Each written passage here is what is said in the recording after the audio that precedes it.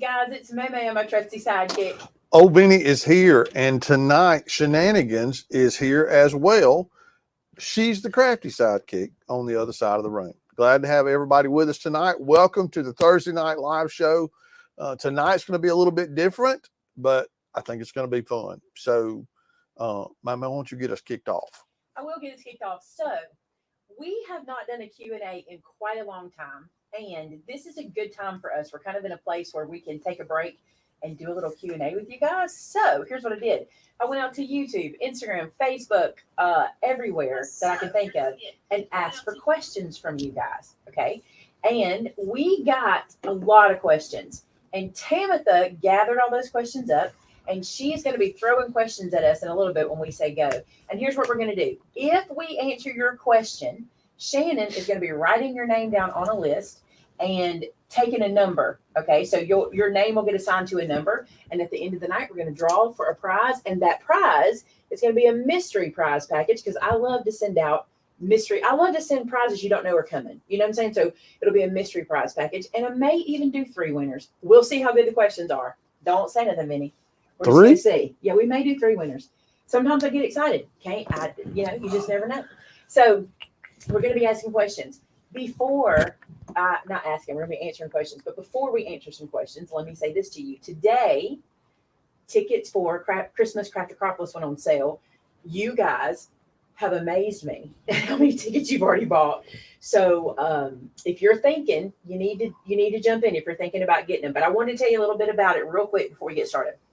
So Christmas Craft Acropolis is October the 24th through the 27th of this year.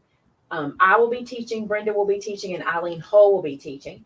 Penny will be teaching sewing classes, Penny and Emily, and she'll also be doing the big room quilt like she did before. Right now, the way we're selling things right now is, this was checking mic, so I want to make sure I was good. Yep. The way we're selling things right now is we're selling an entire event bundle, a paper craft bundle, and a sewing bundle. Now, what'll happen is that'll all change once all the entire event bundles sell, the ones we feel like will sell, okay? And then once the paper crafting and sewing crafting by themselves sell, when we have any left over, just as time goes on, they'll be broken out a la carte, a la carte, a la carte, just like we did last time, where at a certain point, we'll break down just the table, just classes as we have them, okay? Because we don't want to keep you out of classes. That's not the point. The point is there's so many people that are asking us to just let me put one thing in the cart and check out because they don't like having to find all the classes and all that good stuff. So we're starting it that way. Now, you might be thinking, what classes? Well, we don't really know all the details yet. I do know we all have plans for what we're doing, but we haven't decided fully because I want to use new release papers and new release products closer to the time. So Vinny and Shannon and I have been working very diligently with distributors and businesses and companies and your favorite crafty supply places to find out what's coming, to go ahead and try to get that secured so we can let you guys know as soon as we do. So we're super excited about that. The other thing I want to tell you about Christmas Craft Acropolis is if you're coming, reserve a room. Like, go ahead. We reserved a couple rooms for people this week, and they were already pretty tight. We don't have 100 billion rooms here, okay? So if you're coming, reserve your room. If you think you're coming. Yeah, if you think you're coming, reserve a room. You can, and make sure you get your room. Now, pay attention on the website. Meals are included in the bundles, but if you're bringing someone with you, you'll have to get extra meals for them. We are making some changes to allowing people to be with you, okay? So I'm going to need you. Here's what we're going to say. I'm just going to say it in a nutshell so you'll know. The people who can come with you are non-crafters.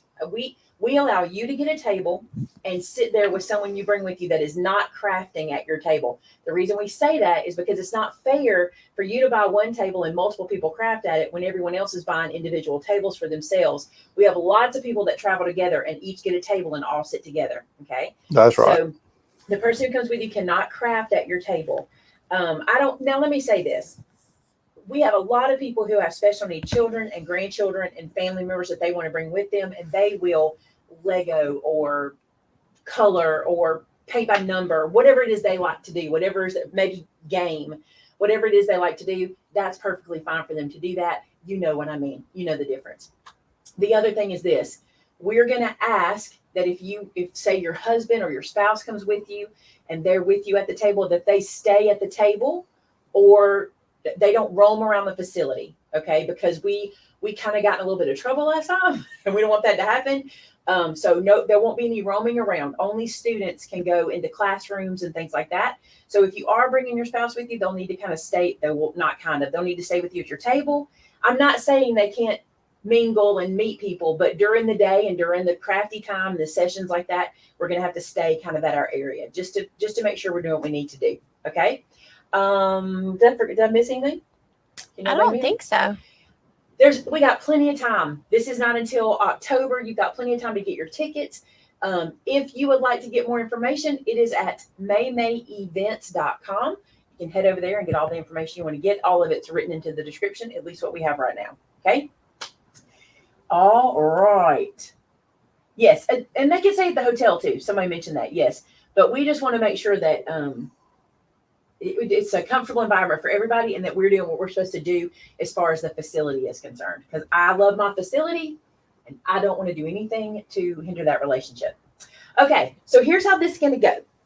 So Tamitha is going to post questions in a second. What I'm going to do, because I see some event questions coming in, I'm going to let Vince and Shannon put those questions out if we need to answer them. But she's going to post a question and we're going to put it on the screen for you guys to see it. And I have my hand showing tonight in case I need to do any samples in answering questions. So that's why we have it there. So any questions we need to answer before we get started? Beth asked which one is the hotel that gives you breakfast. That is the Inn of Clanton. And it sits next door to an actual Shoney's and they are owned by the same person. And so the Inn of Clanton allows you the breakfast buffet at Shoney's next door. Was that the only one? Event question. That's the most recent one I saw. Okay. You had some people talking about it was too expensive, which happens. I understand. That happens. I understand that.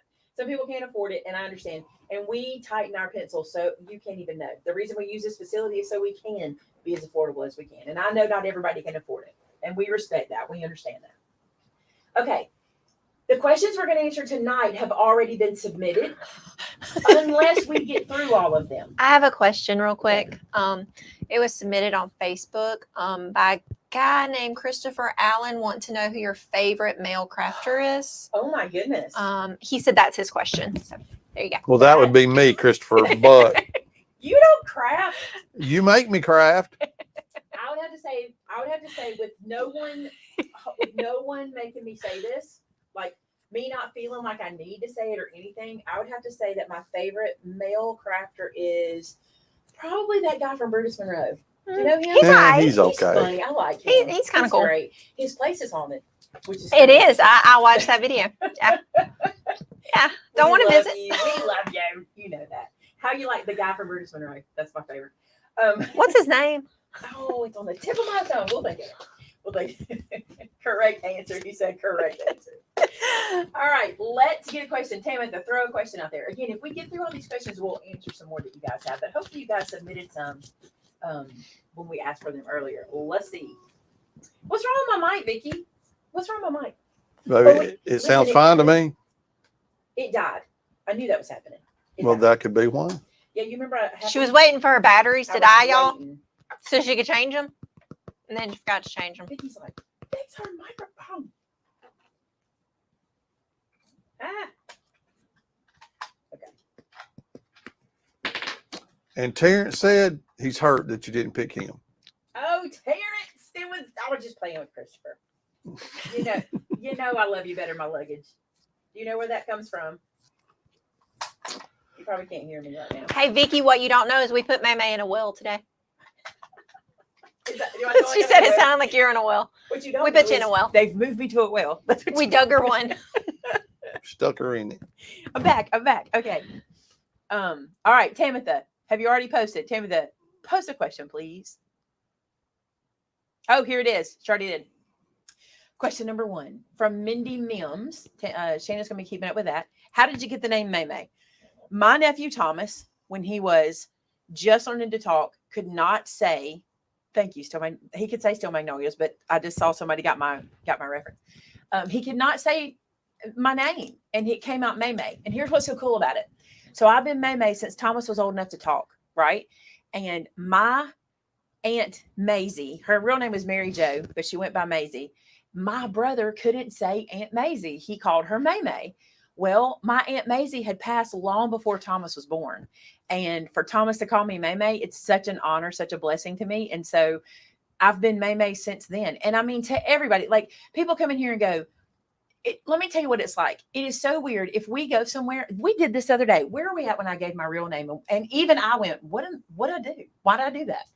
Somewhere. I think it was here when ABC 3340 came and the girl from the city was asking, and I thought it was asked somewhere where they asked you what your name is, and I gave them my name, and y'all went, "Why did you do that?" I said, "I don't know. I don't remember, but it was funny because I don't use it." But anyway, so I go by Maymay, and everybody calls me that. So that was a good question. All right, she won't answer Amy. Hide the current comment. I don't anymore. So it's weird. It's weird. All right, let's see another one, Timothy. Give us another one. She's probably got them like on ready to paste them in. I know how she is. She's on it. Oh, what do we do with the downtime when we're waiting? The lag. Do you have an actual name? The lag. No, I do. I do not actually. Did you just ask me that? No, I did. There's her question. I don't have an actual name. You know, it's funny to me. I'm gonna say this without hurting people's feelings, this is no big thing, but it really triggers people that I go by Maymay. Like I've been surprised by that. Have you ever noticed that? Yeah. Y'all, am I looking at? Yeah. Like it really bothers people sometimes that I go by Maymay. Not everybody, but some people don't like it. Kind Heart Art says, if you crafted as a child, what was the first project you remember making?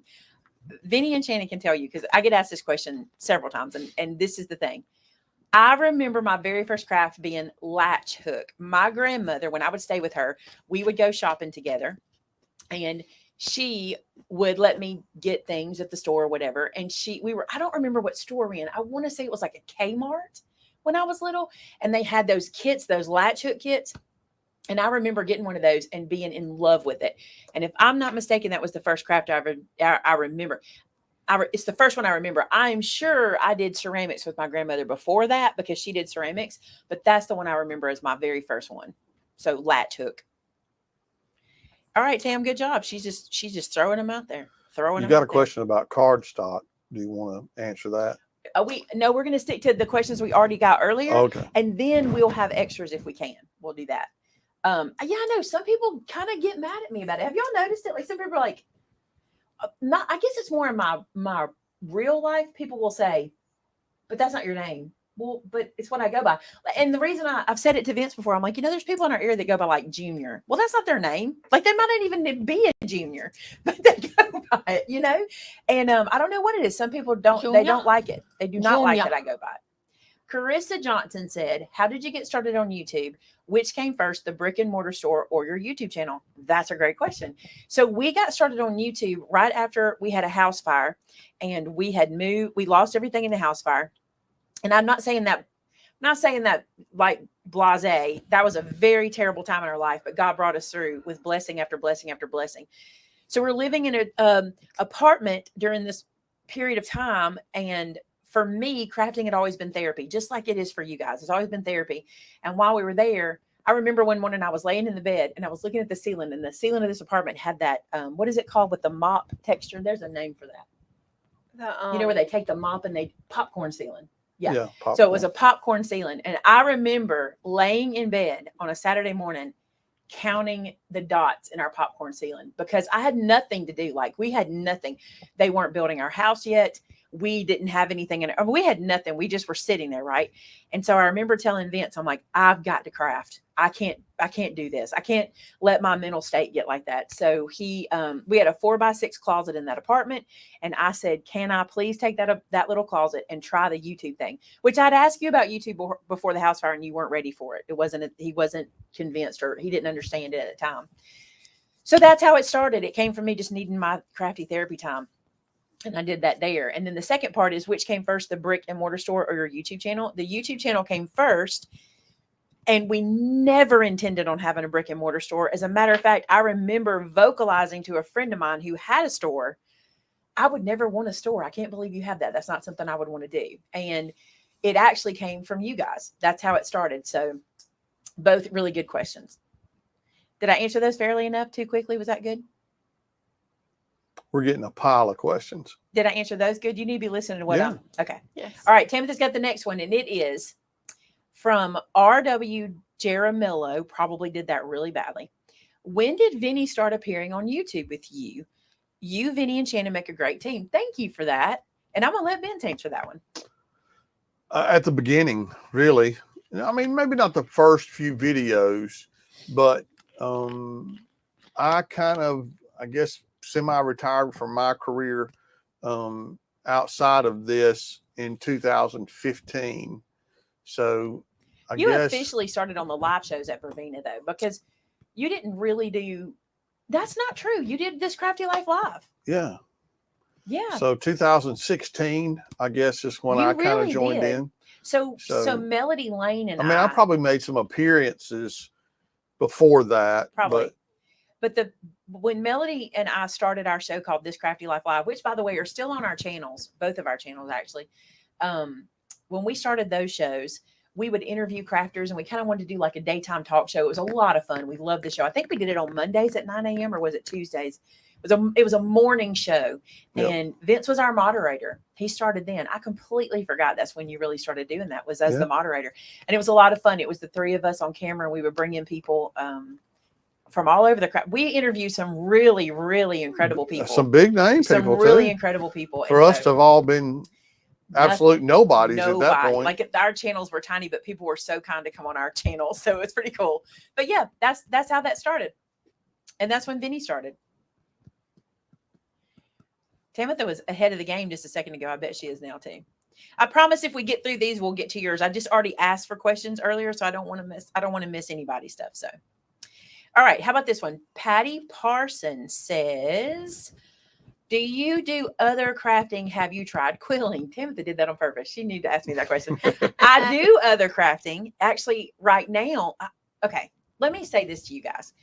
I have done a plethora of crafts. Like, I'm the person who, like, if you go back to my channel, you can see we did a lot of different kind of stuff when we first started. But I have crafted, as long as I can remember, I have loved to craft. So I've done just about everything. I'm not good at everything, but I've done a lot of stuff. And right now, I craft at work and my hobby is sewing. Right now, that's my hobby. Have I tried quilling? I did try quilling. I do not enjoy it. I thought it was going to be the next thing for me. And we brought it into the store. We had all the pieces and all the parts. We had great stuff to go with it. And it just isn't for me. It's very time consuming for me. And I like something a little faster and I like something not so detailed for me, but I did try it, but it was not my favorite, but it's beautiful. And I think people who do it have an incredible talent.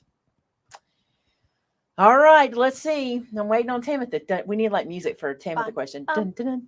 Oh, Jeopardy. Bum, bum, bum, I don't even remember the Jeopardy song. bum, bum, bum, bum. Hi, Lyd. Lydia. Lydia's coming to see me, y'all. I cannot tell y'all how excited I get. She texted me and I'm like, of course, tell me when. So we're excited. Looks like I might get 2 visits with Lydia next month. I'm really excited, really excited. I'm glad y'all are here. I don't see Tam. Is she there? It's already? right under Lydia's comment. Oh, I missed Hello it. from Lydia. Okay, Stacy 1012 says, what determines what you bring into the store to sell? This is a very interesting thing. So, okay, I would let Vince answer, but I'm not sure he'll say what I would say. Do you think he would? I don't think he would. What's your answer to that? Well, how do we determine what comes into the store? What you really love. What I fall in love with. It's true. I mean, when we first started the store, it was Maymay's 10 favorite things. I mean, and we ordered 10 products and they were in our Etsy store. Mm-hmm. And so if it's not something you use, if it's not something you love, we don't typically carry it. That's it.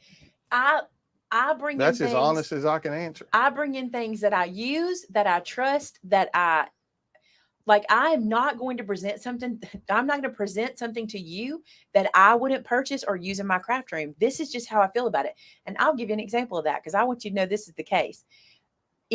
Were you here when I bought, so I don't even know where they are. They're here somewhere in the store, somewhere in a box. I There's bought, only one box left, thanks to Missy. no, not that. No, Oh, That's okay. another thing. I bought this tool that came out in like 2017 when we were in Verbena. And I thought it was Oh, going to be the yeah. next I great remember that. thing. I thought it was going to be fantastic. So I didn't buy a sample. I just brought in every size and style and everything. And it did not work. It was not good. It was terrible, actually. And I couldn't get it to operate. And I was not about to put it into the store. And I don't know if y'all know this, but when you buy product from our distributors, unless it's damaged, they don't replace it. There's no money back. Like you buy it, you own it, you do something with it. And even since we have had like craftiques and clearance sales and all that, I still have not put in the store. It is not a good product, and I will not put it in our store. So that's one of the things. Like we're not going to put it in the store, even if I mess up, which happens. So Not very many times though. a few times. Okay, Tam, another question. And I'll tell you this, what Vince was talking about just then was we brought in some, when we were first bringing in Wreathology, this is funny. Shannon and I brought in this product that we thought was gorgeous, and it was gorgeous to look at. When it got here, it was covered in glitter. Glitter went everywhere when we opened the box, and I refused to sell it. And it sat in this hallway for a couple of years. And then Missy came over from Rustic Relics and was like, I want this. And she took it and sold it at Rustic because I was like, fine, you like glitter. I do not. I would not put it in my store. Gave me some sky credit. Shelly Hall, what's your favorite project you've ever done? I got asked this question in the classroom thing the other day. And my favorite project I've ever done. What did I say that day? I don't remember now.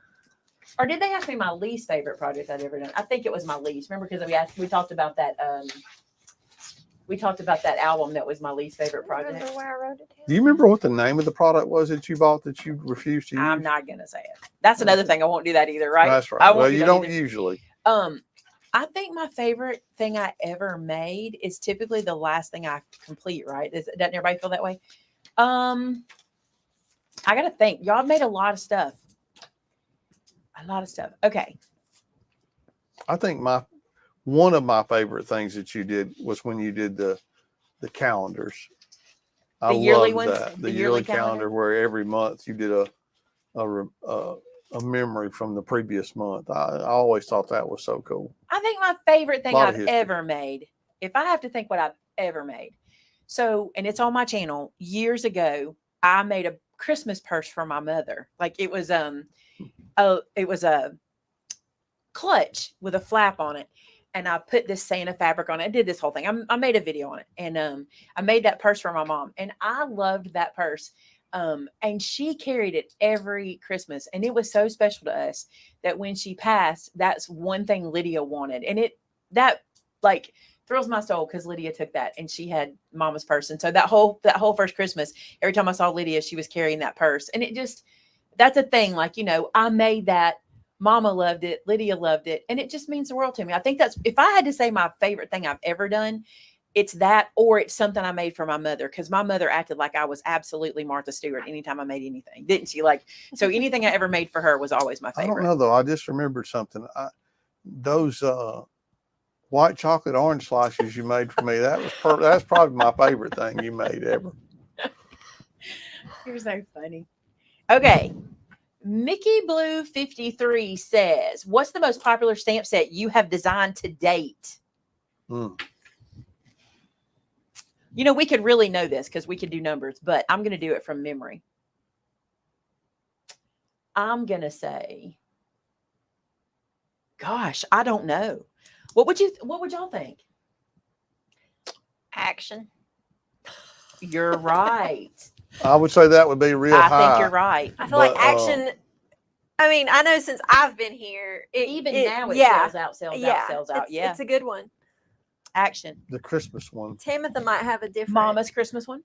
That one was good, but that's not the one I'm Celebrate talking the season. Tamitha No. might know too. I'm talking about the truck. The Christmas truck. Memory Lane? Yeah. That was pretty good too. Yeah. But I do think it might be Action, which if you don't know, Action is a stamp set that has all the action words for you pull, twist, whatever. That one was really, really popular. Mama's was very, very popular. And also any of our Christmas tags, somebody said it too, any of our tag stamp sets are always real popular. Show them action. So Let me get rid of it. you want to see action? You want to see action in action? No, I'm not going to do it in action, right? I don't know where it is. I think it's under builders and probably in the very front. It is a very popular stamp set, and it was also the first stamp set we ever made that had place photo here on it, and that's one reason it was super popular. And look, this is even in like really old packaging. This is such old packaging. Oh my goodness! It is. Let me do this. This is such old packaging. I don't have one to show you new packaging, but this is the one. And because I think it was really popular because it was the first one that ever had place photo here, and it was probably done. I think I designed this when we were still in the house. I think I designed said this. Action or Big Time Sayings. Big Time Sayings. I'm pretty sure I designed this when we were still living. I was still working from the house before we ever had a storefront. Yep. That one's super popular. That was a great. Yeah, it is old packaging. That packaging is. That's first world.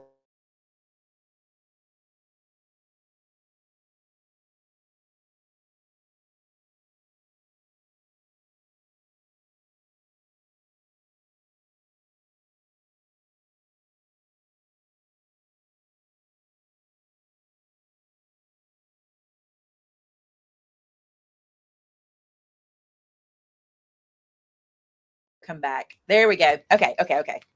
Are we back? That was weird. It just blinked. I've not seen that before. Oh, that's interesting too. I just learned that. Anyway, my original stamp sets were called Impressions. The letter M, Impressions. Remember that? Yeah. I do So remember that. this is even since that Mr. one. Big Ears was Impressions. Yeah, it was. All right. Another question. Sorry, y'all. That was weird. That was weird. All right. We'll wait on Timothy to do that. So y'all asked some really good questions. Y'all always ask great questions though. And I want to try to get them all in. I'm going to try to.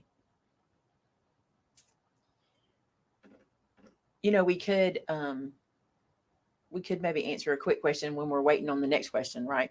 I hope we didn't lose Tamitha because with the glitch. I hope we didn't. We are located in Clanton, Alabama, center of the state. That's kind of cool to know. We are working Fun on fact. hopefully getting fun fact. We're working very hard. Our city is working on getting a plaque to go right in the center of our town that we are the center of the state, because we are literally the center of the state. Here we go. Question.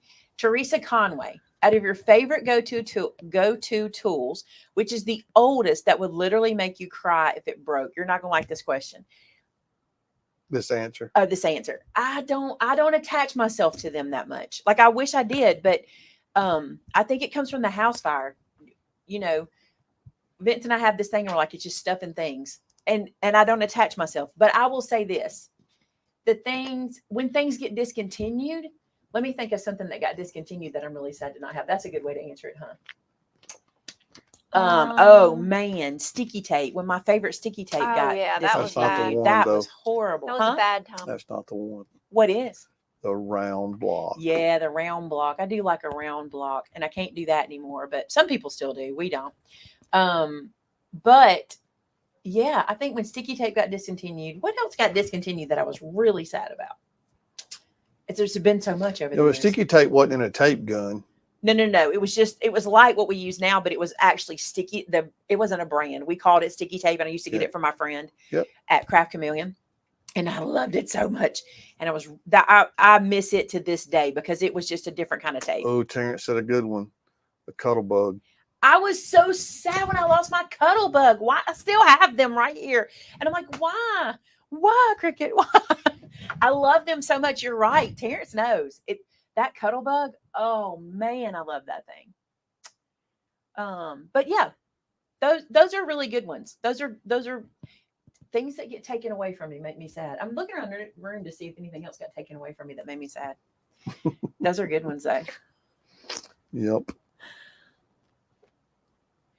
Oh my gosh, Kimberly, I wish you had submitted that question earlier because that's a really good one. I want to try to get back to that question, y'all. That's a good one. Let's see, right here. Sherry E. Kakris Jackson. I think I said that right. How do you come up with the themes for scripture stamp sets, and how far in advance do you have to submit them in order to have them created into stamp sets? Good question. So for scripture stamp sets, I just pay attention to what God's doing in my life. That's really what I do. And so, like, sometimes it'll be a Bible study I'm doing at church will spark something. Sometimes it's a devotion that I've listened to. Sometimes it's a song. Sometimes, like for me, I don't want my scripture stamp sets to look like we just went to the Bible and wrote some scripture and put them on a stamp set and put them for sale. What I want them to be is modern interpretations of the living word. The word is alive, right? And so the word is just as appropriate today as it was 2,000 years ago. Do you know what I'm saying? And it's just as real today. So I like to put it with the real things that are happening in our real time, in our real world. So like I don't like to use the word trendy, but I want the stamp sets to be on trend, but be scripture themed, so that when you're making cards for people and sending them out, it doesn't feel like Vacation Bible School when we were kids. That's the best way to put it, because that can happen. Like it can feel very like that. So we try to be very modern with what we put out, but also stick very much to the word, like very much to the word. So, but God just inspires me with different things all the time. So just something will pop up. I'll see an image or I'll hear a song or something, and that's how we do it. And I'll tell you something. Sometimes I won't have anything, and I will just pray, God, yeah, give me something. I know you will, and I'm going to be patient. And I tell you, typically when I do that, the best stamp sets come out. So if I would do that more often, I would be in better shape, right? So, great question. Let me see. I want one of those. Oh, they're all talking to each other over there. Are we frozen now? Not on my side. No. All right. Big G Creates says, which is your favorite card making style, paper layering or single layer? I'm going to be real honest with you and tell you single layer. I love to make a single layer card more than anything else. You'll be surprised about me. If I could only make this kind of stamp this kind of card for the rest of my life, it would be a white background with stamps and minimal color. I think those are so pretty. And I find whenever I'm like on Pinterest or something, those always catch my eye. Those very graphic images, those very black and white, red and white, orange and white, like those kinds of things. I love that. And I love a single layer card. Now, I also love when I have time to sit down and make multiple layers, but there's something about that single layer that gets me, and it's one of my faves. Great question, y'all. I'm trying to get through them. We'll see how far we get. Okay, we're not frozen. Somebody said we're not frozen. From Valerie Niver, what projects are your favorite? Cards, folios, etc. Okay. If I say this, y'all will think I don't. Some people will think that I won't ever make one or the other again. If you were telling me to choose over cards or folios, I'm loving folios. I love them. And every time we make one, every time somebody comes in the store and they looks at them, every time somebody makes them in our from our videos, they're just so fun. There's something about taking flat paper and turning it into an album. It's just so fun for me. But then again, cards are super fun too, because you send them to people and you love when people say, I needed that card. It came at the right time. You love that response, right? And cards are important. Like, I think folios are fantastic for our memories, which I think they're important too. For example, we're doing the year of folios, and today so many people are talking about how much they're really enjoying. I mean, we're on month 4. And it's so fun that now me and Shannon and all of the people in the class literally have our first 4 months of the year documented. And it's so fun to document. It's literally just taking the pictures out of your phone and putting them into a folio. But we can go back and go, oh, I forgot we did that in January. I forgot we did that in March, and it's so fun. So I love folios, but I also love other projects. Like I need another April folio. I have a lot of pictures. You do have a lot of pictures. I love other projects too. Right now, my favorite is folios, but that doesn't mean anything because that can change. Like tomorrow it could be something completely different. Y'all need to know that about me. Look, Vince is shaking his head. Yep, tomorrow it could be something completely different.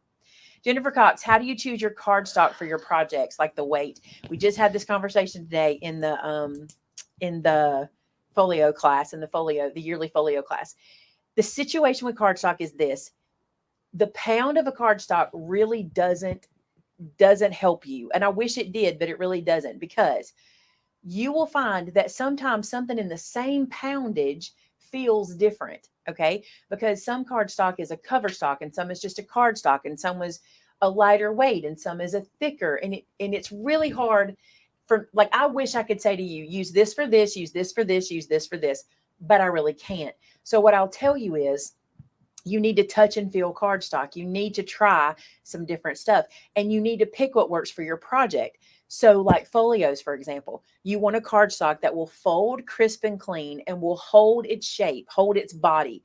So can that be 80 pound? It sure can. And the reason it can is because our 80 pound PA is my favorite, I think, for making folios. I also love Cardabella's felt and their linen, because we ended up getting both of them, and they both make great folios. Beautiful.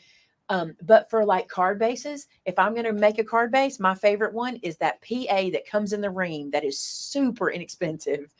And that is my favorite for that. For coloring, it depends on what I'm coloring with. I'm not super picky because I'm not a good colorist, but if I'm going to color with alcohol markers and I want something to be super, super pristine and well presented, that Express It cardstock is beautiful for that. So unfortunately, there's a cardstock for the job. Think of it like fabric. It makes it so much easier when you think about that. You know, just because something's cotton doesn't mean it feels the same because it's cotton. That's a good way to put it. You know what I'm saying? Some cotton is a thick cotton, some is a thin cotton, some is a high pile, some is a low pile. You know what I'm saying? So it's a lot like that with cardstock. And I wish I could just go, use this one, use this one, use this one, but I just can't. It just doesn't work like that. And just as a little taste, I was able to secure some Cardabella felt cardstock. Are you serious? It's on been the so way. long. I'm so excited about that. I'm so excited. Yeah, somebody says they use 80 pound cover for folios. I'm telling you, that 80 pound, this one right here that we use, I use this one a lot. This is my favorite for honestly, right now. It just, matter of fact, I'll tell you, every time I make something with this, It's beautiful. and every time I do it, somebody comes in the store and says, what's this board you used? Or what's this chipboard you use? Because it's not chipboard. It's just 80 pound PA, and it's incredible. But it's cover stock, right? What do they call it? Cover. Yep. It says cover on it. This is not the same one I just showed you. This is the a dark craft, but it's 80 pound cover, and it's absolutely gorgeous. It just makes a beautiful Yeah, folio. I don't think that we ever order white center cardstock. I don't like white core. White core. So I that's the typically word. don't order it. There's nothing wrong with it. It just didn't fit my style. So Deb Clifton says, which brand of stamp ink pads do you prefer? There's that question again. Like, that's one of those things where it depends on what I'm doing. And it's unfortunate, but let me think of how I can put that into the world of something else. Like, it depends on what you're doing. You know, okay, think about painting a room. If the room is flat paint with no stains, you probably could go over it with flat paint and it would cover it. But let's say the room is damaged or it's got stains on the wall, you might need Kills, you know, to cover up those stains before you do something, or there might be a certain paint you need. It's the same way with ink. It's what you're going to do with it that matters, because I'm not going to use pigment on acetate. It won't stay. You know what I'm saying? So really it depends on that. Now, I have some favorite brands for all of those things. I love my Memento. I love my VersaFine. I love my VersaFine Claire. Like, these are what I keep at hand. And these are the same ones I've kept at hand for years and years. And I do not get sad about them. I also keep, where did he go? Right here. I also keep these guys handy. Like, these are the ones I want to reach for and grab instantly. What else have I got? That's it. Well, and my Versamark. Which is over here. The felt cardstock, Michelle, I think it will be back next week. These are my faves right now. I also like the, oh my gosh, I forgot. What's the one we just got from Creativation? What are you talking about? Simon Hurley's. Simon. I also like Simon Hurley's ink, but that's how my brain is right now. I also like Simon Hurley's, but I haven't had a chance to get it in my craft room and play with it. Right now, this is what's still at hand. But these are my faves. I go to them all the time. I wish I could answer that so much easier, but it just doesn't work like that. It's the one for the job. All right. I won't move this stuff around. Put everything back where it came from. These are your favorites too. Good deal. It's the only ones I've ever really used that much, and I don't really go wrong with them. I love them. Cheryl Link says, which kind of markers are the best to use for coloring over stamped images? If I'm going to use alcohol markers, I'm going to tell you right now, I'm really loving those coloristas. They're incredible. Now, I feel like I would have a hard time with the blending of them, maybe because of the color family, maybe, but I'm not really sure about that. But all of us have talked about, like, look, this is colorista. Look how gorgeous. Like, did you see this video? Look how beautiful those coloristas are. It's just like, they're so vibrant. But I also love my Nuvo markers. And what I love about my Nuvo is they come in a container, and they're in a family. They have colored numbers and they're in this family, and I know what goes with what, and I love those. Now, does that mean I don't like Copics or all those other ones? No, I love them too, but the problem is I can't afford them because I'm not a colorist, so I don't invest in those colors.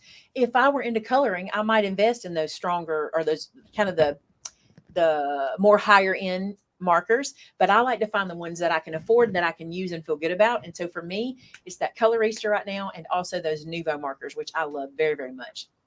Great question. I got to not stay on these questions so long. Look, Tamitha's like, I love them too. They're absolutely gorgeous. They really are. Rebecca, real quick while I'm waiting on Tamitha, that was that Express It paper. Express It. I'm putting it in. Jennifer Cox says, I would love to know how you choose the perfect color combinations for stamping. I don't think I do a very good job at that. I really don't. I don't think I'm very good at that. You guys comment that I am, but I don't think I'm good at it. I'll tell you this. I look at things around me. I am constantly looking at how other people put color together. Like, for example, I wish I had it in here, but I don't think I do. Oh, I do. So see how this is put together? See these colors? Doesn't that just make you happy to look at it? And what I will do, because I will tell you something, you won't realize this. Like if you went to this floral piece right here, what you'd be surprised by, let me see if I can show you on the back. You probably would not realize, but they're putting in that pale blue. I bet you looked at this pack and thought it was 3 colors, yellow, black, and white. I bet you did. But that pale blue right there will make all the difference when you're designing. If you were to make a card and put in, there's that pale blue again. There's something about when you see these manufacturers putting these colors together, these designers are so good at this. I like to lean to paper. I think we find a lot of pretty stuff from paper. Like, for example, this is the album I'm making for Rustic. I'm not done, but this is the album. Look at those colors they use together. Like, I would never, but if when I'm going to make a card, I'll kind of look at something I've got that I really, really love, and it makes me go, teal and pale pink and dark pink. And see, I'll tell you something. I wouldn't have put pale and dark together with another color. I'd have wanted 3 different colors, but look how it works with what they did. So I like to look at that kind of stuff. I like to look at home decor. Sometimes I may, here's something. I got this vintage strawberry tablecloth, and it's strawberries with green leaves, and they have this bright blue. What would you call that blue? Do you remember? It's like it's not electric, but maybe it's brighter just, than royal. Yeah, it's just a really pretty blue. It's the prettiest blue running through it. And I thought I would never have put those colors together. But pay attention to stuff around you and snap pictures, and then challenge yourself when you're in your craft room to do that. I love playing with color, and that's kind of how I do it. I just look at things around me and be inspired by it. Oh, here's one right here. Marsha Herman says, you were the first person I saw on YouTube a few years ago who was doing as many as card making. How did you come up with the idea? I use it often. Thank you for that. Well, I remember coming up. I remember when as many as was a thing. I was watching people who were doing like 10 cards from this paper, or this many cards from that. And some of you had said to me, what do I do with all these leftovers? I always have all these leftovers, and what do I do with them? So I took the idea of making 10 cards from one paper pack, and I just went to the extreme. I'm like, let me just show you how many you can make from a paper pack. And we even early on, when we still had a design team, we had a challenge with our design team to make as many as from the same pack. Everybody got the same pack, and we did it. And one of my design team members made over 200 cards from one pack of cardstock.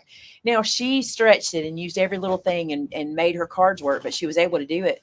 But it really just came from you guys saying, I have too many scraps. What do I do with these scraps? What do I do with these scraps? And I love to teach you what to do with scraps. So that's kind of where that came from. And if you've watched me for a long time, you'll know that I never meant for that to be a series. I meant for that to be a technique that you learned. And I think I didn't teach it very well in the beginning. So a lot of people will say, I wish you'd doing as many as with that paper pack. But what I wanted you to learn was all paper packs can be done that way. And so I think I did a bad job, but I do love that technique. Patty Wiggle says, I know it's like asking which is your favorite child, but if you could pick one brand of pattern paper to craft with the rest of your life, which brand would you choose and why? Man. That's a toughie. Man. I don't know that I could pick. Let me see. Because I don't want to give up. I don't want to give up any of them.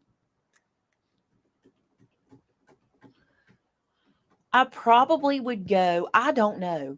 Because I'll think of one and then I'll go, no, because of this and no, because of that. One for the rest of my life? Tough. I don't know. I don't think I can say one. I think let's say this. I would like to go with the one that has the best quality and the most designs. I'll do that. Like the most, so that everything they make doesn't look the same. I'd want something that I can get variety from. Well, you're out of luck. And has quality paper. Sometimes we are out of luck. Sometimes we are. I think that's my answer. The best quality I can use and the one with the most variety. So you'd have to pick, because you might feel like some people might think that, I'll just pull something out of my head, like Graphic 45 has the most variety, and some people might think Echo Park does, and some people might think Sizzix does, and some people, it just depends on what is the best for you. Well, and I feel like paper at times goes with your mood. Valerie's like, I think you like Cartabella a lot. I love Cartabella. I'd have picked Cartabella. I can't pick I one. just love their That's just paper. not fair for me. I can't do it. Okay, Wanda says, and the one that smells good. Oh, and how it smells. Who did we tell that to the other day? And we're like, It was on We our were on the call. It was on oh our yeah, call how I smell yesterday. things. That's right. Okay, Susan Bernhardt. When I try to cut with my cutter, I always get the wrong size. Is there a trick using the cutter to get the right cut? Okay, let me show you something. I don't know which cutter you're using, and mine is not over here. It doesn't matter. I'm gonna use this one because I'm not really gonna cut. This is my chipboard one that I just have next to me. Something I think that we don't do enough of when we're trying to cut stuff is use the grid on the trimmer. You will find, if you will kind of pay attention to the grid, most of the time I don't. Here's what I do. I typically put my cardstock in. I put it to the stop line. You want to never cut your paper floating. Obviously, I think that's an obvious thing you guys know. Always put it to a stop line, the top one or the bottom one. And when you go to cut, say you want something 3 inches, come down and pay attention to that grid. I do that. And so I don't think about telling you guys because it's just subconscious for me. But I will look at the grid and make sure the whole page is on that, okay? Because if I'm crooked, let's say this back part is lifted up and I want to cut a 3-inch piece. Now this is very, very off. You wouldn't be this off, but I can see my 3-inch mark. And when I come down here, I can see that I'm completely off of that mark there. So it really is helpful to use the grid on your trimmers. If you have the one, let me see if I have one near me. Yeah. Let me reach down here. If you have one that has that middle ruler, this is why I said I really like this about the Tim Holtz, the new one, the rotary cutter. I like this middle option, this middle ruler also, okay? Because I'm going to take that question down just so y'all can see the middle here. So this middle section, what I really like about this is when I line this up, if my paper's long enough, I'm not only lining it up at the top, but I'm also lining up at the bottom. And I have a ruler in both places. So that's handy too. Another thing, and you may already know all these tips. I'm just going to say this really, really fast. Make sure when you cut anything This is a given. Never cut anything different than this. Okay. Never cut different than this. Put in, what have I got in here? That's a score blade at the top, isn't it? I have not used this one in a while. Whoop. That was funny. Okay. So when you cut something, always put your paper in, always put it to a stop line. Okay. I've pushed it. See how it's stopping? Always push it all the way up and always cut to the line. Okay. Always cut to it. So never pull down away from it. So I'm going to cut up, and see, I can do that without my hands, and I'll get a perfectly straight cut without using my hands. If you do this and you put this in and you pull down, you're automatically asking the paper to pull away from what's holding it still. Even if you think you hold it pretty good, and you typically can, but I promise you, we get into a hurry and we just start pulling those blades down. And when we do, we pull our cardstock down. That's a big part of it too. So think about that. I hope some of that helped you out a bit. All right, let's see where we're at. Paper cutting has always been everybody's issue. That everyone has a struggle with paper cutting at some point in time, but some of those tips and tricks can help you out. All right, Shelly Hall says, how do you decide what your next project will be? Sometimes I dream it. A lot of times I'll dream my next project, and that sounds weird. And I'm just telling you, because that's what happens. Like, it's just what happens. I'll dream it up. I'll wake up and go, oh, I want to try that. Like, I dreamed it in the night. Dreamt it in the night. I don't know. Sounds good. So much so that one time I was telling my mom how much I do that. She bought me a little pad for by my bed that the little pen stayed in, so I could have it, so I could write it down. Now I just grab my phone and put it in my phone, but then I would use that little pad. But a lot of times in dreams, and a lot of times necessity. I love when there's something I need to craft for. I used to tell people when they say, what's your favorite craft to make? The craft that I'm making for someone or is a gift. That is true too. But I do love to craft for necessity too. That probably sounds like a cop out, but that is true. That's all. I usually dream it or need it. That's fair to say, right? Amanda Borland, she says, what's your number one craft tip you like to share with your viewers? Sink the blade. Sink it. Sink the blade is my number one craft tip. You agree, Shannon? Yes. Do you think that's the number one? Well, that, and it's just paper. And it's just paper. I mean, you know, like, there's more than one piece in this pack. So if you mess it up, use another one. If you mess it up, use another one. And we sell more of it. So it's just paper. I love sink the blade. Let me show you. So let's say I'm going to cut on an angle. Okay. Many times, and this is my not good trimmer. This is a really bad trimmer. But if I were to put this, I wanted to cut this on an angle, and let's say I was going to push from down here. So many times those corners are going to wrinkle up. They're going to accordion on themselves. Okay. But here's what you do. It does a couple things for you. Okay. Hold this down like where you want to cut. Sink the blade into the center. See how I just pushed that blade in? So you'll see this, right? That paper's not moving because the blade is holding it still. Then you're going to go up and down. And this is probably not even cut through with this trimmer. I can feel it like sawing away. But you'll go up and down, and you'll get these points that are so hard to get. Okay. Also, I feel that way about all paper. Let me grab it. I wish I had. Let me get not this trimmer. Here. The chipboard trimmer is rough. It's a bad one to demonstrate with. Oh, I'll tell you something about that. So JoJo says when she sinks the blade, she has a little divot where she sinks it. Here's the thing. You got to sink it and not move anything. I've had that happen too, where I can see where I sunk the blade. But a lot of times that's because I wiggled afterwards, or if my shake gets the best of me. But you got to hold your paper still. And then another thing is, we can get I can get very lazy where I sink the blade and I push up. And when I pull down, I'll let go. And then I'm right back where, and see how my paper moved? Can you see how it moved away when I did that? When I let go, it moved way away actually. And that will also cause your divot. So don't get too fast, right? Look, can you see that little bitty, you probably can't see it. But when I just kind of pull down, that can get me. So I didn't even cut through that whole page. But yes, sinking the blade is probably my fave. This question is, MPP. Do you ever hit a creative wall where you just run out of inspiration? If so, how do you break through so that you can carry on crafting without losing much time? I do hit walls sometimes. Honestly, sometimes I go, I don't know how it keeps happening, how I keep having these ideas, but I think it's just because I constantly am looking at stuff and going, I can do that. I can make that. I can do that. I know how to do that. Or I see things and go, ooh, wouldn't that be cool if we did this, or if we did that, or if we did this? Like, most of the time though, when you hit that wall, we go shopping. That Because you see things when we're shopping that strike a nerve, or what I've always said about you, you see it in the store and you go, oh, I can make that. I'm actually working on a series right now, and it may release pretty soon. I've already been filming for it. We've already got one video ready to go, where I'm showing you how to be inspired by products, by things that are not even craft related. Like, I want to show you how that happens to me. And I've got, like, I walked around just my store here and found 5 things that have nothing to do with crafting. Like, they're not cards, and they're not paper packs and stuff like that, to show you how to turn it into a card or a folio or whatever. I want to show you how I do that. So watch for that series to start soon. As a matter of fact, it may even start Monday night. I think it might, but I love that. I never, ever, ever just assume I can only find ideas like on Pinterest or on Google.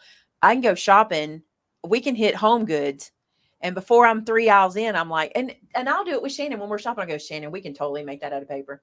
We can totally turn that into this. We take pictures of stuff all the time. Pictures, and a lot of that is how we get our ideas. And I love doing that. So if you ever get stuck, go shopping for home decor. That's always the way to go. Go shopping for home decor. You don't have to buy nothing. Just go looking. Just go looking. And just look at it like, hey, that's paper, not fabric. And see things differently. Yeah. What she means by that, if you see bunting that's made out of burlap, well, imagine that as paper and then turn it into that, I mean, like the whole idea for the quilting cards. I mean, that's just quilting. That's just bringing quilting to paper. Look at this. I got this book from Sylvia. She brought it in and asked me if I wanted it. I'm like, yes, I want it. And so when you look in here, look at this. Look at the inspiration in here. This is an old book, y'all. But look at do you see the inspiration? Oh my goodness. This is punches. Do you see using punches to do that? I would totally use dies or punches. That's a churn dash quilt right there. Isn't that a churn dash? Maybe something else. Oh, it's called a spider web. But see the inspiration? Even if you don't make this, maybe you just take a pie shape and cut it that way and use that, So I love finding inspiration in stuff like this, in like old pattern books or even patterns. Anything like that. I love it. I love that book. I keep it close. Matter of fact, it's one of the things I pulled out for my inspiration, but we'll see a video about that one. All right. Timothy's got another one here, and it is, Deb says, what does purging your craft supplies look like to you? I don't do a lot of purging of my craft supplies. But because I tend to use my stuff up. Is that the best way to say it? Yeah. Like, we don't ever have a time we come through and purge things. Not a lot. We go through our paper, our 12 by 12 kits. True. If we've used it, we normally have like Jasmine break them down to do in like not really surprise packs, but the random, we've done that I think a couple times on the website. But we also have a classroom. So that we have that benefit. We have a classroom where if you go in there, we'll have paper and scissors and glue, and that's something. If I have a lot of discontinued stuff, it'll end up in the classroom because I can use it in a classroom setting, until it's gone. Somebody just mentioned something. We have 730 people watching, but we don't have but 318 likes. What? So, okay, that's a little bit off, right? That's somebody got to jump on the game. I will say this. I want to tell you something about purging, because I had somebody come in this week and ask me, y'all, I got to sit on my foot. I've been sitting down too long. Okay. I had somebody come in this week and ask me this question. If you were clearing things out, who would you donate it to? And I want to mention something to you that I think people overlook. And it's senior citizen, like, centers, not just nursing home and facilities, those two, But if your area has like a senior center, like we have one here, it's called The Connection, and they hang out together and they have people that come in and do projects with them and stuff. And if you have products to donate, that's a great place to do it. Another thing to think about is like activity directors at nursing homes. They're always needing things to do and always needing ideas for stuff. And if you have supplies, another thing to look at is like in our area, we have something called the SPAN program. You may have programs like that outside of your schools that are public schools, but they're not like the public school. Those are great places to donate things. And before any of that, before you donate anything, try to make as many cards as you can and send them to Cards for Kids. Y'all know I have a passion for Cards for Kids. And the reason that I do is because they make sure the cards get into the children's hands, and not just the children, but also the other people they donate cards to. But they make sure they get to the people because they give them an incentive. They give the facilities an incentive to do that. So you're not sending cards to just sit in somebody's room. You know what I'm saying? They actually get to the people. And I love that. All right. Did I miss a Tamitha post? Let me see. She did. Yeah, she posted one. Let me find her. Here it is. So there it is. Judy Balmer, would you consider doing more of the videos where you are limited to the tools and supplies you could use? I would consider doing those, but they weren't very popular.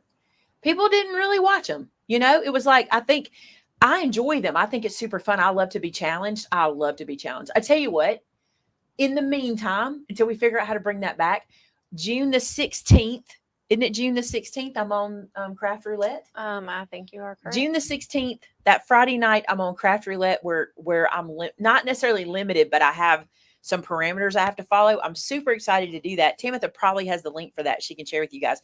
Be sure to check to watch that and see what that's like. And if you would like to see that kind of thing, every Friday night they do Craft Roulette, and it is so good. Matter of fact, Christopher Allen is on. Is he on this week? Is he on this week? He might be. I'm not exactly sure, but he might be. So check that out because that's a lot of fun too. All right. Tamitha has another question here. Kim Taft, what crafts or craft styles do you see making a comeback? Right now, what I see making a comeback is, what did I see the other day? I was like, wow. Well, polymer clay has made a pretty big comeback. It's been pretty big. And what else? In the paper crafting world, I think mixed media is having a surge. I think a lot of people are liking a lot of new like stencil-y things and stuff like that, like messy craft. I think that's making a surge. What else? What did we see at Creativation that seemed to be making a comeback or making its way in? A lot of pre-made stuff. People don't have time anymore. You know how we like short content? We like TikToks and Instagrams and stuff like that. A lot of pre-made, put together quick projects. So kits, I think kits are making a comeback. Mackie said stencils. Stencils. Stencils and like mixed media projects are making a comeback, which they never really left, but they're picking up steam. What else? Quick is, if it can be done quick, it's in the realm of let's make it right now. So Craft Roulette is on Facebook. I mean, on YouTube. Right? Mm-hmm. Their channel is Craft Roulette. Terry, there's the link. Tamitha posted it. There we go. Okay. Sharon Hurst, prior to becoming, what does that say? Craftaculous? That's so cute. Did you ever consider or have another career goal or goals? I did. I actually was in property management and I loved property management. It's a very fun job. I enjoyed it very much. I did a lot of jobs. If I gave you a list, you would laugh. You would be shocked. Wouldn't they be shocked of all the things I did? Which is why Vinny says he didn't think this would work either. So yeah, I was very concerned that it wouldn't. So what have I done? What was my goal? I don't know if I had a career goal. I never had, my career goal was to make money, right? To pay the bills was my goal. Your career goal was never to make money. Well, I mean, I only worked for that. Your career goal was to take care of your family. Yeah, but that's what I'm saying. You never wanted to be rich. You never want to be, wealthy. You just always wanted to make enough money to take care of our family. I That's didn't have it. a career goal though, really, except Yeah, you are not a financially motivated person. Not in the least little bit. that used to drive him insane. I am not money motivated. I'm not. I am the person who is pat on the back motivated, like you did a good job. Or I love when I'm the problem solver. Like that's what I love. I love to be the one I to. The thought you were going to fixer. say I love when I'm the problem. I am also the problem many times, but I like to fix Fits- things and fits our diffuse current situations. And yeah, that's our current song we sing a lot of time.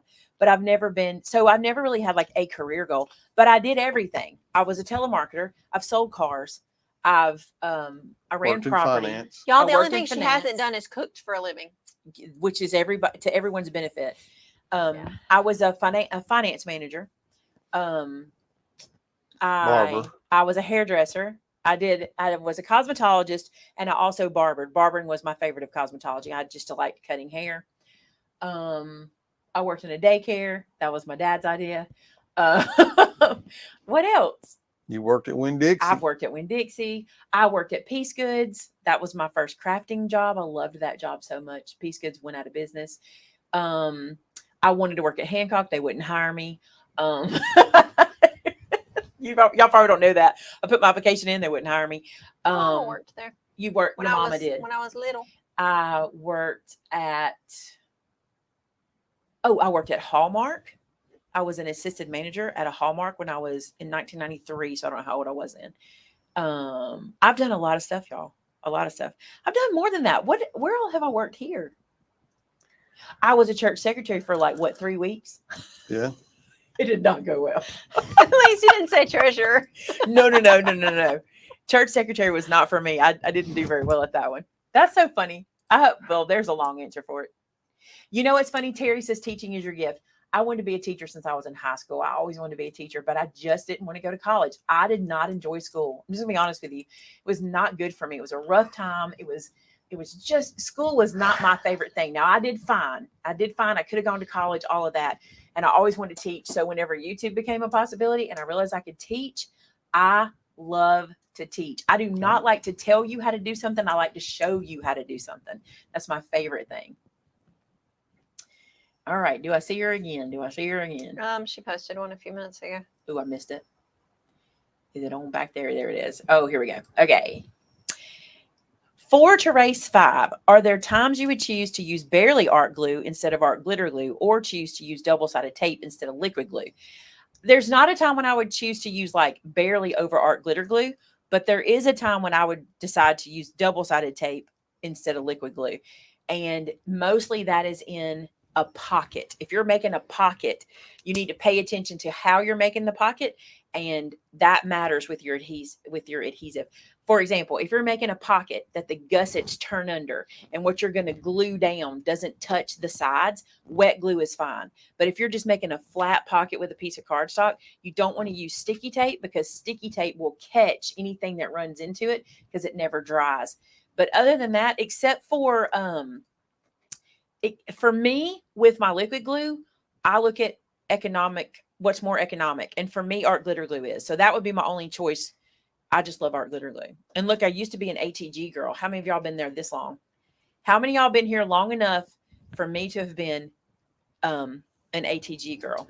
I even found my ATG gun in that drawer right there the other day. That's how Somebody little I said a thread while stuff. ago you used to use a tape gun a lot. I used it all the time until I met art glitter glue. I did. It was my glue of choice until then. All right. I'm woefully behind. So did I miss another one? Timothy, let me know if I missed another one.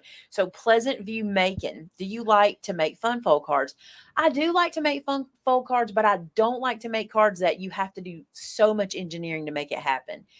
I'll tell you something. My least favorite card, and I've never really been successful at it because I don't enjoy it, is that color changing card, the magic card or whatever it's called, the one that looks black and white and you pull it and then it goes color. Never enjoyed that card. Lisa made that in a class we did one time, and she did such a good job, but it's never really been me. So fun folds are fun for me till they're not fun, till it's too much engineering to make it happen.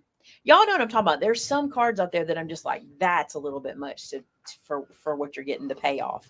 Tamara says she's running out of questions. Ooh, We did that? I'm shocked. Okay. So then I'm Oh, going she to just- grab this one. Kathy Thompson, I'm vision challenged. What trimmer is the best to help me cut straight lines?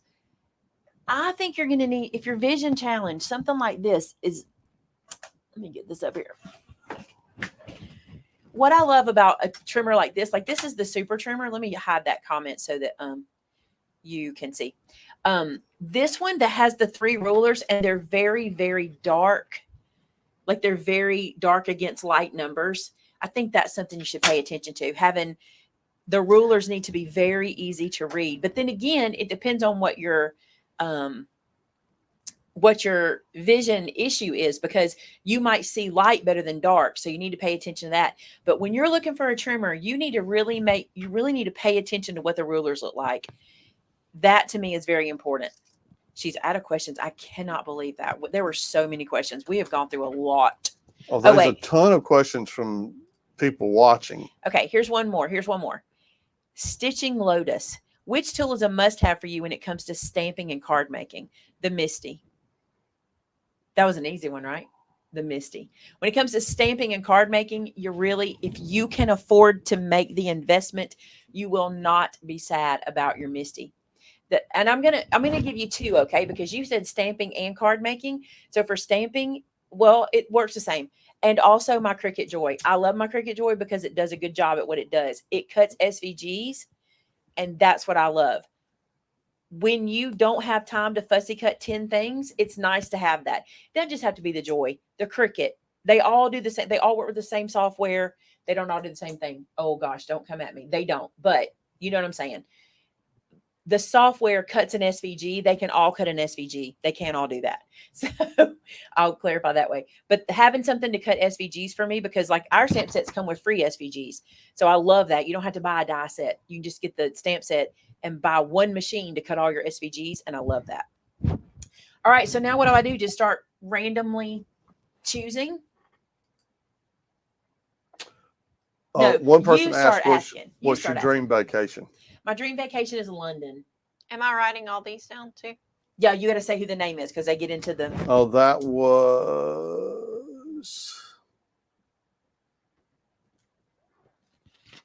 Teacup's mama. All right, so we're gonna go till 7:30. That's what we're gonna do. That's an hour and a half. So Okay. Why don't we try to like rapid fire and see if we can get more people in for the Angel for the says, what size chipboard do you use for? What size chipper board do you use for chipper board? My chipboard is actually closer to mat board. What we carry in the store is super, super thick, and I love it. Hey, that was a question because we did this and we did I skip that question? No, I don't think. Tabitha, We somebody got it. asked a question if the Gemini could use chipboard. We saw that earlier, and I did a test to show it. But the chipboard we use is more like a mat board, what we carry in our store. This is the one I really, really love. It comes, is it 25 to a pack? 25 sheets. It's super, super thick, and I love it. Love it. It's You so said good. you wanted to go back to someone's question earlier. There was one on Facebook, and it was. It's going to be hard for me to get back to that question that you wanted to deal with. I think it was this one, Kimberly Kimberly, Hardy yes. Trimmer. It is obvious how much you and Vinny respect, admire, and love each other. How do you keep the magic alive through the kids, the business, the weenie dogs, and Bean? And where can you get a Shannon? I don't know where to get you a Shannon. Shannon has been a gift from God. Pray about it. That's to get a Shannon. Thank you. I'm going to tell you something. We don't always keep the magic alive. Let's just be honest. Oh, you didn't agree with that? No. You made that no. face like, what? No, it's work. What? No, it's work. It's hard work. Talk about it. You talk about it. There are days that we're just like every other married couple in the world. We want to snap at one another. We have our moments, but we just don't ever quit. I remember telling Vince when we first got together, it was so funny now looking back on it. I remember saying, I said, listen, I am not going to be miserable again. And we love each other. This should just work. We shouldn't have to do anything because we love each other. And Vince was like, what? And I'm like, no, I shouldn't have to like force this or work at this or blah, blah. And he was like, have you never been in a relationship before? And I'm like, yes. And I'm tired of all that work and blah, blah, blah. But it's not the same kind of work. In my previous relationships, it was a different work. There was no love there. In this relationship, there's love, but you have to work at it. Now, I will tell you, I don't know why, but Vince and I have a good working relationship. I don't know why. We should, even when I work, there was a time I worked for Vince. That was another job I did. I worked for you. I was a trainer for Vince. Trained as a hire and a trainer for you. But even when we worked together then, I mean, and I think our employees will tell you that there are times we get a little like we have disagreements, but we don't like slam doors and scream and you know what I'm saying? Like it doesn't work. Like I don't think our employees ever feel uncomfortable. Y'all mostly tease about it. They mostly go, "Okay, mom and dad, y'all stop it." Yeah, but any relationship is work, business or love, but we work at it. And our home and work balance is terrible. Our home and work balance is terrible. We don't have that at all. We don't have that. We don't have that on lock. And that frustrates, you know, I fuss about that, you know, and you used to fuss about it too when you worked for me. And I'd come home from an enrollment and it was 5 o'clock and you'd go, "It's 5 o'clock. It's 5 o'clock. And I go, "Well, I'm not finished yet."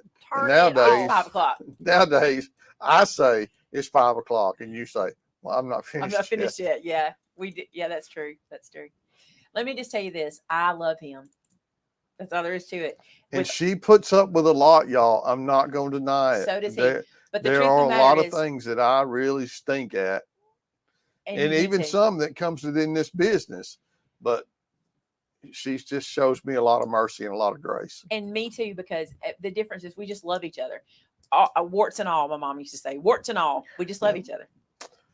We do not take vacations. There's just, Maymay Made It is 24 hours a day, 7 days a week. It never stops. Even when we go on vacation, we don't take a vacation. Well, there's other reasons we don't take a vacation too. It's not just work. Oh, because I mean, the staff could handle it now. Our staff right now, like I could leave Shannon, I could leave everybody. We could do that. There was a time when we couldn't leave because we were the staff. Yeah. So we couldn't vacate. But I mean, if I go on vacation, I'm going to do some work. But I enjoy my work, so it doesn't always feel like work. Like there's sometimes I want to do that. Yeah. But there's other, like we go on vacation now. You know, we have Vince is his parents' caretaker, so we can't really leave or get away. But we find ways around it. So like in July, we've got we rented a little cabin on our lake up here. So we'll be here in the daytime and there at night. You know what I'm saying? So like we'll have a little getaway, but that'll change over time. We'll get to do more of that. But Vinny will tell you, typically if I'm off before bedtime, I've put some hours of work in. Yes. Somewhere, even if I don't come to the shop. Those are good questions. Timothy, somebody asked a question and I loved it and I really wanted to answer it, but I may have missed it when you posted it about Vinny and I at work. Do you have that question? It was so good. And I was like, I wanted to answer it. And also someone asked what size chipboard will go through the Gemini. Look, this is the Graphic 45 medium weight chipboard, went through the Gemini, didn't even crack. What'd you say? It didn't even snap, crackle, or pop? No, yeah. It just went through no problem. This is our mat board, and you can see that it didn't go all the way through. So if whoever asked that question, I can show you. The mat board is too thick, but this guy right here. So this one worked just fine. Oh, is this it? Yeah. I love this question. I want you to answer it. Ready? No, I don't either because I think it'll be fair. Just listen to it and see what you think. Is working with the family a challenge or a blessing? And by the way, this is Julian Worth. Let's make sure we get her in there. And who's the boss? LOL, Vinny or Maymay? Hold on. Answer the first question. Is working with family a challenge or a blessing? Yes. Both. Yes, it is. It is a challenge or a blessing. Yes. Yes, it's both. It's both.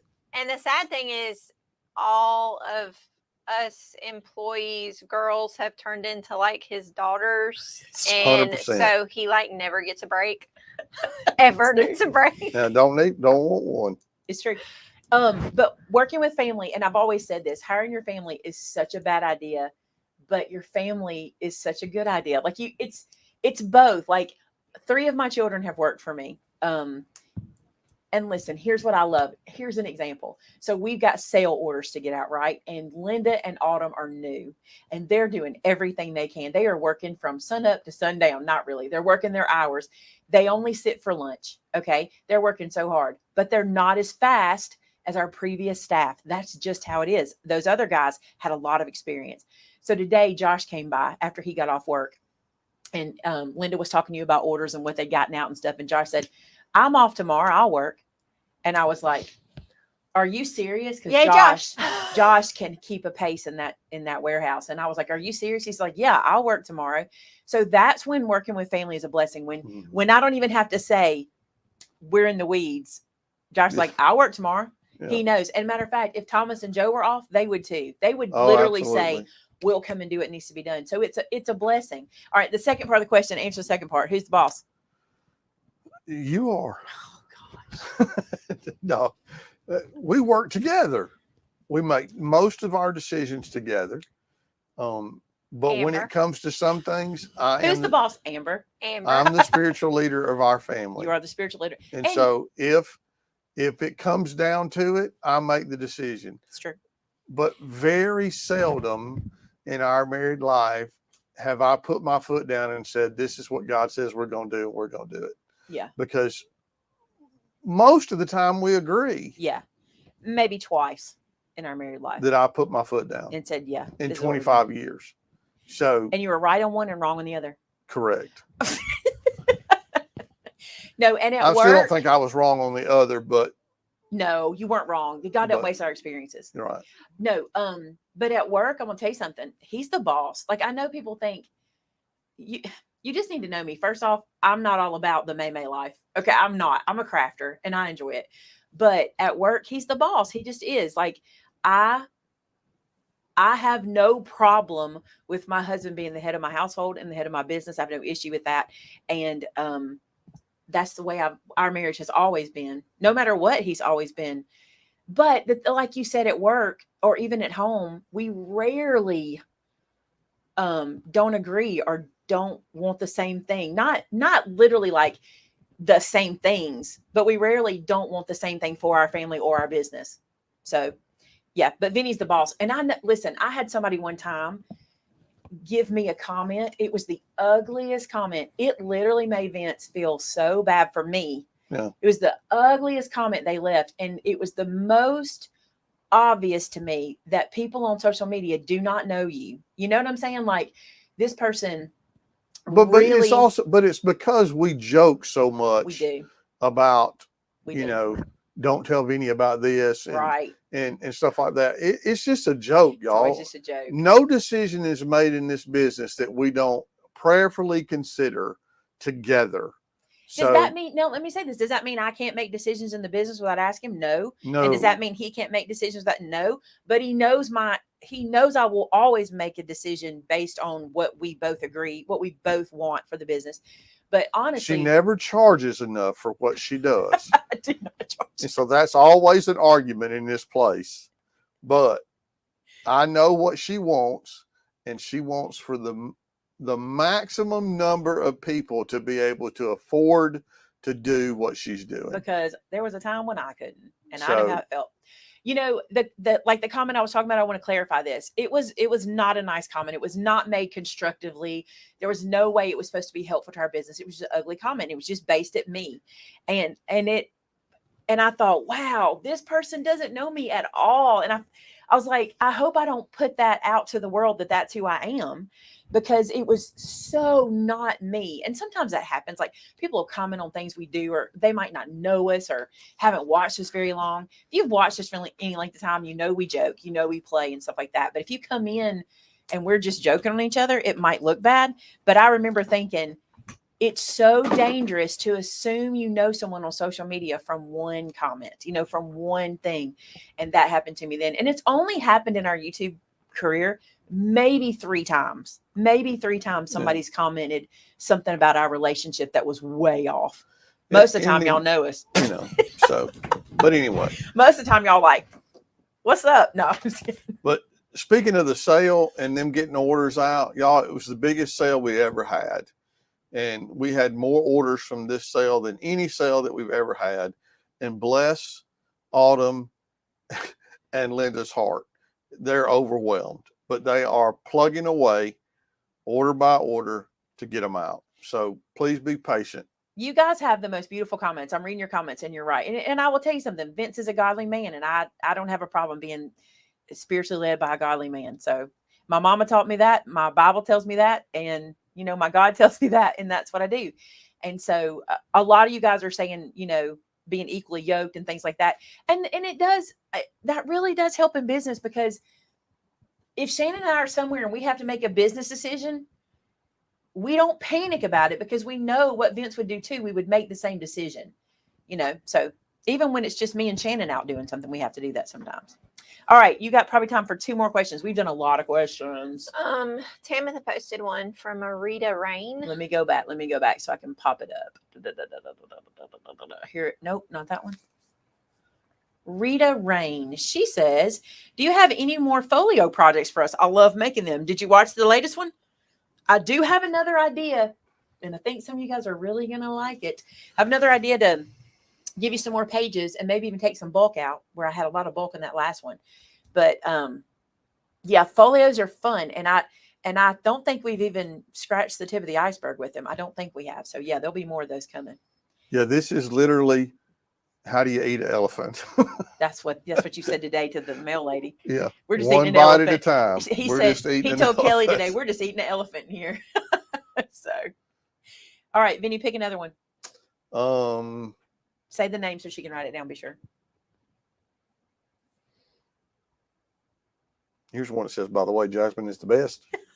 I'm telling you, Jasmine's paying these people. Y'all do know I'm joking about that, right? Like, I think Jasmine does a fantastic job. And you guys tell me that a lot. You guys let me know that all the time. A lot of people have asked questions about grief, you know, so a lot of people have lost their parents recently. And you had a question earlier about how have you dealt with it? Do you know who asked, so we can give them credit? Because I don't remember. Can you find it? I really didn't know if I wanted to ask it, because I didn't want to upset you. Today's a good day to ask it. Today's a good day to ask it. How have I dealt with the grief? 1 second at a time, because I can be perfectly fine and in a second just be a puddle. Like, grief is different for everybody, and different things bring it up for you. I am a person who, my memories are very, very, very important to me. And like, the things my mom taught me are always very important to me, and her legacy. And I love to just think about her. I will sit and think about mama, but this is what happens. And that's okay. Well up, you know, it's okay. But grief is a process. And I honestly believe once you've experienced loss, you never get through grief. Grief just changes. It just changes. I don't believe you get through it. And I'm sitting here acting like I'm some expert. I'm not. I've lost a lot of people in my life. I've lost a lot of people. But when you lose your mom, and then ultimately when you lose your dad, when you have no parents, it's different. And if you're in that situation, it's different. You are never more adult than when you don't have parents on this earth. It's the truth. And grief just changes. And what you do is you surround yourself with people who love you and support you, and will let you cry, and will not. Here's what I love. If we're like, Vinny lets me cry whenever I need to cry. But like Shannon, she's such a good friend, because here's the deal. If something gets me emotional, you know what Shannon does? She just stays there. She's not like, I'm so sorry, or, oh, I wish you didn't feel this way. Or no, she just waits it out with me. Right. So it's like, well, I mean, sometimes there's nothing you can say. And you don't need my to. grandfather just passed away. There's times you just have to cry. You just have to cry. I mean, and until you get it out, you can't do anything. Yep. But the thing is, having people, and it's not better by the time you cry, but you can only hold crying in for so long. Mm-hmm. And the longer you hold it in, the worse it gets, and the more you cry when you finally do cry. So just cry when you need to cry. And I'll tell you something else. I never really believed all that, like the stages of grief. I never believed that was a thing. It's 100% a thing. It's 100%. Every one of them. And I experienced every one of them. Every one of them. So acknowledge it. I'll say this to you. Acknowledge it. I'm real bad I'm real bad about, like Vince will say to me things like, before losing mama, you would say, you're not giving the right thing credit, or you're not pointing out what's really happening. And I would go, no, because I never wanted to acknowledge that I was weak in some area. But I'm not that way now. I'll just tell Vince, I'm having a gloomy day.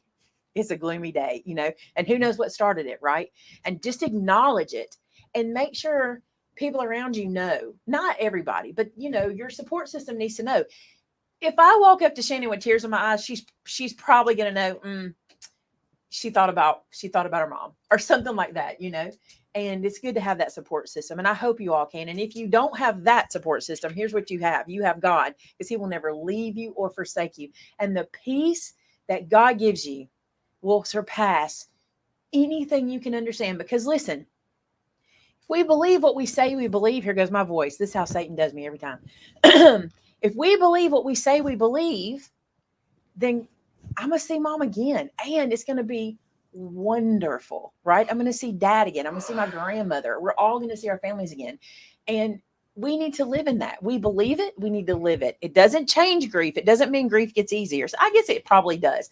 That hope probably, I'm going to say that hope does help me with my grief, because I will picture mom with God, and that will help me. Because one of the last things she said to you was, I just want to run to Jesus. She said, do you think it's weird that people get so upset about dying and all I want to do is run to the arms of Jesus? I said, no, I don't think that's weird for you at all. And she wasn't even sick. She wasn't even sick. It was weeks before it happened. But mom always felt that way. But I'll tell you, this happened on Mother's Day this year. Mother's Day is hard. Y'all know that. Father's Day is hard. I haven't even done a Father's Day yet, so that's coming up. But Mother's Day this year, my friend who lost her mom just before me messaged me. We do that, thinking about you, And I said, you know what I'm going to do today? I'm going to think about the Mother's Day our mothers are having, and they're with their moms. And that's what I thought the whole day. And it helped me get through it. Mama was with her mom, and how long it had been since she'd been able to do that. And my mama knows I'll be with her later. Mommy, it's there, that's not the thing, right? Y'all know that's not how that works. Like, she's not up there thinking about me. That's not how that works. But she's with her mom, and what a beautiful Mother's Day for her, right? And if you may think I'm weird, and that's okay, because I am weird. My perspective on things is weird. And my mama did that to me. So she's the one who taught me that.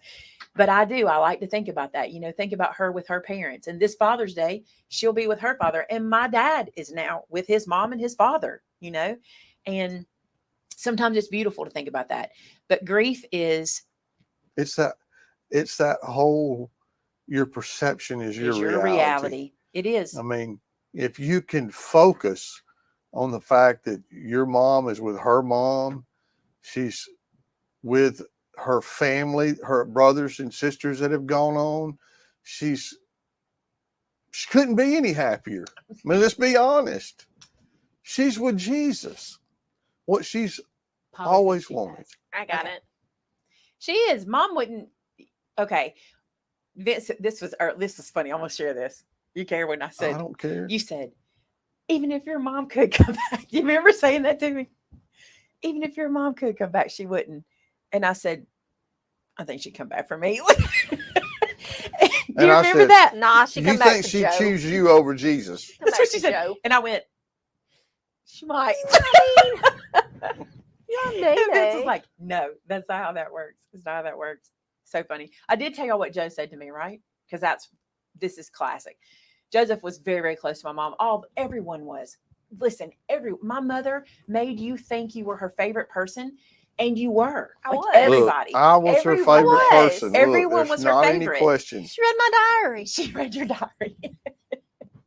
She was absolutely. She didn't read Shannon's diary. Don't ask why she didn't do it. But we were at the doctor with Joe, and he had a virus or something. It was nothing big, and he was sitting on the little table, and he was just kind of gloomy. And I looked at him. I said, one time, and I'll never forget this. As a mom, this is something you'll never forget. Joe said to me, you're my best friend. And I was like, what? I was like in shock over that. And he was like, yeah, pretty much. You're my best friend. Well, this is years later now. We're at the doctor. He's sitting on a little table and he's gloomy. And I looked at him. I said, Joe, am I still your best friend like that? And he said, pretty much. He did like that. And then I kid you not, without skipping a beat, he turned his head and looked at me and said, now don't get it twisted. If Mama was still alive, you wouldn't be. And I laughed and I looked at him. I went, same, like that. And we laughed about that. And I think that's a story mom will think is funny too. Yeah. Hey, Deb, I'm so sorry. It's tough. I know it's tough, and I know you're in a very difficult time, but never, ever think you're alone. You're not alone, Deb. You're not alone. You're not alone. And it can feel, listen, I told Vince, I tell him over and over again, I'm so lonely. I feel so lonely. I'm not alone. And I have brothers. I have one blood brother, and then I have two stepbrothers. Now I don't really talk to my blood brother, not very often. We're not very close. We were when we were young. We're not now. And then my stepbrothers, I'm really only close to one of them. So I do have that. But I mean, I love William too. I love both my stepbrothers, but I'm really closer to Daniel. But you know, you're not alone. It's so easy to get into that and forget that God literally has you in the palm of his hand. And I remember the first days after mom passed, I would find myself laughing. And I told Vince, I remember going, these feel like pockets of peace. And when they came along, I would lean into those pockets of peace. I knew they were going to leave, and I knew I'd be crying again, and I would be sad again, and I would be lonely. But then he would bring me these moments of peace and these moments of clarity where I would remember who he is and what life is and what eternal life is. And I would have that peace. And I pray for you. You can do that. And listen, you're just not alone. And if you really do need people to talk to, reach out to a local church that you are or can get involved in. Reach out to grief support groups.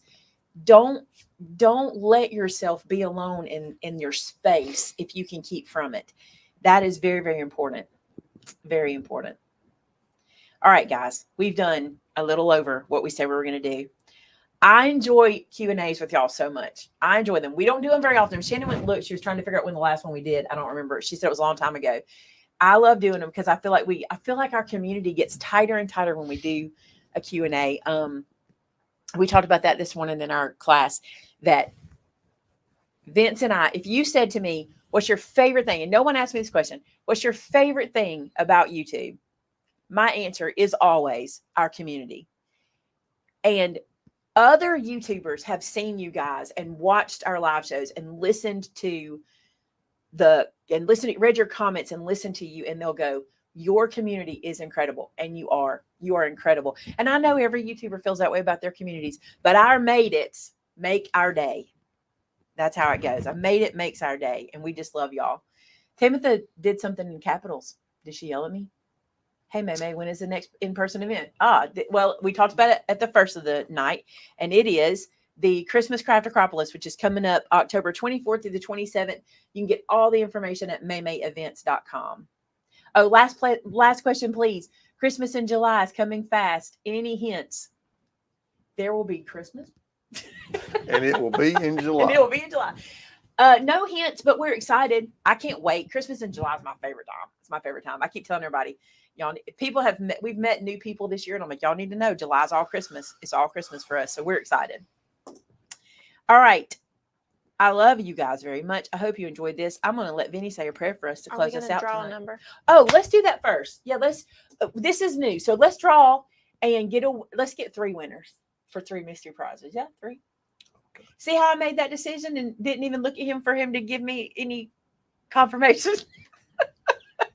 We had 37 questions. Wow, y'all. 37. So I'm using random.org. Right there. 37. We're going to generate. Number 10 was Sherry E. Karis Jackson. How about Sherry Jackson? Sherry Jackson. Congratulations. You'll get a mystery prize. I'm going to mail you out a mystery box. I just love that. I love to get a bunch of goodies that I don't know what's coming. I'm going to need y'all to email me. Yeah, you got to email her your mailing address. Email it to shannon@maymaymadeit.com. Then we had number 19, Susan Bernhardt. Congrats, Susan. And our last one is number 18, Patty Weigel.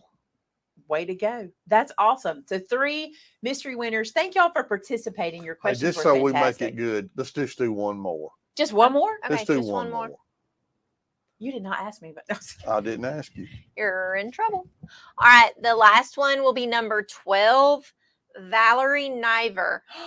Valerie, Sweet. way to go. That's awesome. 4 winners. winners. Congratulations, We can't do y'all. 4. We can't do 4. We can't do 4. Has to be odd. It has to be an odd number. Yes. Doggone it. All Okay, right, one more, then. Shannon. One more. Number 24, Judy Balmer. Congratulations. That's 5. I can't do 4. I couldn't Okay, end on 4. So okay. 5 of them. Odd number. Congratulations. All right, guys, remember, if your name was called, Shannon, say the names one more time. Okay, we have Sherry Jackson, Valerie Niver, Patty Weigel, Susan Bernhardt, and Judy Balmer. So all of you guys need to email Shannon at maymaymadeit.com and give her your mailing address so we can send you your prize. And I think that'll be fun. Eileen said that she enjoyed being here tonight and she feels like she got to know us better. Thanks, Eileen. We love having you around. And it's an honor that you're here with us tonight. I really appreciate it. The same with everybody. Just so much fun having you guys here. So, all right, let's close with prayer. Vince will pray for everybody. If you have a specific prayer request or need, head to our Facebook group called Created in Christ and share that with us over there. Tamitha will grab your prayer request and put it onto our prayer list. So if you're someone who wants to print out the prayer list, you're able to do that. Or if you just like to pray over the entire group and over all the needs, we ask that you do that too. But tonight, Vince is going to pray for everybody here and close us out for the evening. Let's pray, guys. Hey, God, thank you for just always holding on to us. God, tonight we've talked about grief, and so many people have lost those people that are the closest anybody could ever be just recently. God, I know I don't understand that yet because you've allowed me to have my mom and dad still. But God, I'm not looking forward to not having them. But God, I know, just like we've said tonight, that you are able. God, you promised us that in your word. So God, help us to live what we believe and to walk in the joy that we can have because of you, because of the blessed hope that we have that someday, if our family members that we've lost accepted you as their Savior, we'll get to see them again. God, I pray that tonight, any person watching that has not taken advantage of the free gift that you give us of salvation, that they'll do that. God, they'll recognize that they're a sinner, that they've messed up. They have made mistakes. They've gone against what your perfect will is for their life, and they've chose to do what they wanted to do versus what you wanted them to do. We all have done it. You tell us that in Romans, that we've all sinned and fallen short of the glory of God. Help us to recognize we need you as our Savior. And God, help us to confess that to you. Help us, God, to have the courage to say, God, I need a Savior. I need you. I need you to come into my life and save me from the horrible, wretched, sinful person that I am. We have to admit that we're that. And then, God, help us to accept the free gift that was given to us because of your Son's death on the cross, his sacrifice, the remittance of his blood to pay for my sin debt. God, thank you for that provision in my life and for every person that's listening to the sound of my voice right now, God. You died for every single one of them. You sent your Son to die on the cross for every single one of them. So, God, I pray that tonight might be the night that they accept you. And then, God, they can have the hope of the place that you're preparing for those that love you and those that have accepted your gift. God, for those that are struggling with sickness, with sorrow, with financial issues, with whatever struggles they may be having, God, help them to lay that at your feet and to trust you, God, to trust that you love them enough to take care of them, to get them through whatever they're facing. God, I just thank you that you love us that much. God, I thank you for every person watching tonight. God, I cannot tell you, and they will never, ever know how much they mean to us. And just like Maymay said, this community has changed the lives of so many people, not because of anything we've done, but because of what you've done through us and through every other person that has encouraged and loved on somebody that was struggling. God, thank you again. We can't praise you enough. You deserve all the honor and all the glory. So we lift you up and thank you, God, for who you are to all of us. And we ask all of this, believing and trusting in the name of Jesus. Amen. Amen. You need to say anything else? I feel like you do. No, I'm good. If you pray with Vince tonight, if you have questions, if you have doubts, if you're wondering about anything, you can reach out to us. That's true. We would love to introduce you to Jesus and who our Savior is. We don't do this often on these shows, but I just feel called to tonight. I feel like there may be somebody who's searching, and if we can help you, we'd love to do that. Know that we love you. Know that God loves you. You're never alone. And until next time, bye now.